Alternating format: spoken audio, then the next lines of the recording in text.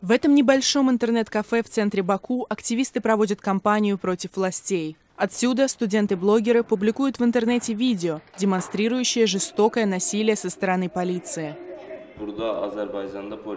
Если полицейские получают приказ, они нападут на кого угодно, даже если это член их собственной семьи. Они могут быть очень жестоки, могут избить и даже убить человека. Ульви – еще один молодой активист. Он уже не раз сидел в тюрьме за выражение своих политических взглядов. Вместе с другими членами гражданского движения НИДА он надеется привлечь внимание к таким проблемам, как коррупция, фальсификация результатов выборов и нарушение прав человека. Около месяца назад в Баку сгорело здание, как минимум 15 человек погибли. Возможно, причиной была облицовка фасада воспламеняющимся материалом. В правительстве знали, что это опасно, но они ничего не сделали. Мы пытаемся распространить эту честную критику в интернете.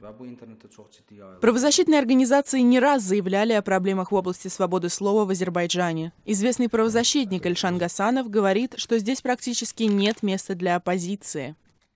Абсолютно никакого. Не то, что смена власти. У нас даже мы в парламент избраться не можем. Мы каждый на всех выборах.